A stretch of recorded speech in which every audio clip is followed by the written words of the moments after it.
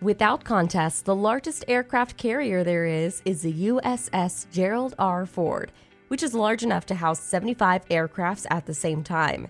It is named after Gerald R. Ford, the 38th President of the United States, and happens to be one of the few U.S. ships that were named after a living person. However, Gerald Ford died while the ship was still in construction and so was never able to see the commissioning of the ship that was named after him.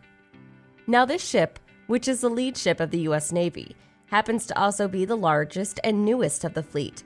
In 2005, the Huntington and Gales Industries, formerly Northrop Grumman Shipbuilding, began advanced construction of the ship under a $2.7 billion contract. However, in 2006, the Navy signed a $5.1 billion contract with them for the design and construction of the ship. And then in November of 2009, ceremonial construction started with Gerald Ford's daughter giving a speech to the ship's workers and the DoD officers that were assembled. Construction wrapped up and was delivered in 2017 to the Navy after it was formally commissioned by Donald Trump. But technological improvements and fine-tuning are still ongoing. Now, moving on from the timeline of events, let's look at the actual specifications of the ship. I've already mentioned that it is quite large, but to be more specific, this vessel is almost 250 feet in height and about 1,000 feet in length, which is almost the length of 3 American football fields. The ship is the first of what is going to be the Ford-class carriers, a class of carriers that are significantly more impressive than the Nimitz class. For a glimpse of how impressive this ship is, it has an improved hull design, a weapons elevator, a launch system that is electromagnetic powered, and a weapons stowage. For those who don't already know, the Gerald Ford is a warship, so its basic purpose is to serve as a launch base for the 75 aircrafts that it houses. As a result, it is fitted with a large hangar where those aircrafts are stored when they are not in use, and an equally large flight deck from which the aircrafts are launched. Now inside the hangar, you will find a couple of weapons elevators or lifts that are connected to the flight deck in such a way that weapons can be easily and swiftly moved from their magazines to their aircraft. And as for the flight deck, while it is definitely the largest deck you can find on an aircraft, it is still quite a fit for pilots to launch their aircraft in about 1,000 feet of space, especially considering that said space is surrounded by the ocean, but they certainly do make it work. If you ever get to be on the flight deck of the Gerald R. Ford, you'll find an F-18 Hornet that is basically a dud without most of its components, including its engine. That aircraft is now basically a permanent feature on the deck, and because it cannot be used for flight, signalmen now use it to practice deck operations. Moving past the hangar and flight deck, there is a part of the ship that is referred to as the bubble, or more formally, the integrated catapult control system. It is from this part of the ship that the aircrafts are controlled and launched by the officers after getting the go-ahead from the signalmen. The launch system used on this ship is the Electromagnetic Aircraft Launch System, EALS, which is a significant improvement on the steam catapult launch system that is used on the Nimitz class of aircraft carriers. It is a significant improvement because the steam catapults require that steam be generated and stored, and this takes up quite some space in the lower deck. So with that system gone and the EMALS in its place, there is more room below deck for other things like living quarters. Furthermore, the EMALS allows for a 25% increase in the number of aircrafts that the Gerald R. Ford can launch daily than the Nimitz. And to further sweeten the pot, this increased number of aircrafts can be launched by 25% fewer crew members than the Nimitz class would require. As a result, it is expected that the EMALS will save about $4 billion in running cost over a 50-year time period. Interestingly, this improved launch system weighs less than the steam catapults, and it is expected that the reduced weight will cause reduced strain, and that the reduced strain would cause an overall improvement in the performance of the aircrafts launched from it. That said, it kind of makes sense that something this impressive would take a while to be constructed. In fact, because of this new technology, construction of the entire ship took more time than was intended. Until now, the system still gives a number of issues. However, Navy officers do not seem to be deterred by these issues as they consider the system a technological marvel. An interesting feature on this ship is a statue of the former president that the ship is named after, and you'll find it on the hangar bay.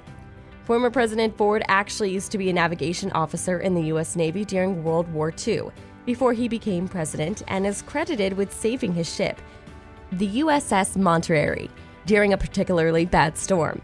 Little wonder why the Navy decided to name this impressive carrier after him and have a statue of him in said ship. In fact, if you ever get to see the statue, you'll notice a drain attached to Ford's foot. And the reason for this is that during that storm, his foot got caught on a drain on deck, preventing him from going overboard. Moving on from all of that, on the side of the deck, you'll find a couple of chutes that have been strategically positioned to allow for the offloading of misfired weapons. There's a little bit of a story here, though. In 1967, an F-4 Phantom on the USS Forrestal fired a rocket that then caused a huge fire that killed about 100 sailors.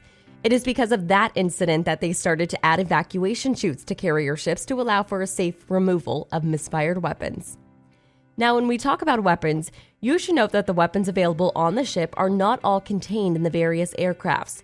Considering that it is a warship, the Gerald R. Ford has its own weapons, one of which is a number of Sea Sparrows, which are basically short-range anti-aircraft and anti-missile weapons. The ship also has a couple of rolling airframe missile systems, which are lightweight and can be easily moved around the deck, and close-in weapon systems, all for the protection of the ship's deck. Moving on to the flight deck control. Everything is now basically computerized. But before all the computerization, aircraft arrangement used to be done using a Ouija board model. The Ouija board model is still on hand as backup though, and when famous visitors visit the ship, they usually autograph US currency, which are then put along the borders of the Ouija board. That said, the ship is navigated from the bridge and is fitted with 2 nuclear engines that can get it to move at speeds of over 30 miles per hour. Navigation and control of the ship is done digitally and with paper charts, but there is a physical steering wheel that is there for backup. It should be said, though, that there is a touchscreen feature that is said to almost drive itself. Now, the Gerald R. Ford isn't only a warship, but for the period that it is being used in combat, it also serves as housing for the military personnel and sailors on board. As a result, the ship is designed in a way that can offer modest levels of comfort to its occupants. It is nothing flashy and certainly prioritizes military efficiency over comfort, but the occupants certainly find accommodation satisfactory. Furthermore, the Ford is a modern carrier and so has modern features. For one, the toilets are gender neutral, which translates into the absence of urinals, despite the fact that there are usually more men on board than women. And keeping with its modernity, this carrier ship also has large areas for gymming, energy-saving light bulbs, and USB charging ports. As far as sleeping arrangements go, this ship allows for fewer people per cabin than most other carrier ships. This way people can get dressed with enough space for others to move around without being squished. And still talking about space, the ship's layout allows for there to be a shorter queues for food. Those are not the only modern facilities that the ship offers though. It also features some flat-screen TVs, boxing facilities, conference rooms, a chapel, and the hangar floor also doubles as a basketball court. It is obvious that the Ford was designed in such a way that the military personnel that would call it home for a period of time can feel as much as home as possible, considering the circumstances. However, despite how marvelous the ship is, it is not yet fully operational, and operators say that it is because of teething problems. The allowed launch failure rate for aircraft carrier ships is once every 4,166 attempts. But as of early 2021, the R. Ford was still facing launch failures once every 181 attempts, indicating that there is still some work to be done before the ship can begin operation. Whenever the ship becomes operational, though, it is easy to see that it would be a force to be reckoned with on the sea. Please tell me in the comment section what your thoughts are on this ship and whether or not being on it is something you want to experience. Also, please do not forget to leave a like, subscribe to Top Quick Peek if you want to see more videos like this, and hit the notification bell so you don't miss one when I post a new video. See you in the next one.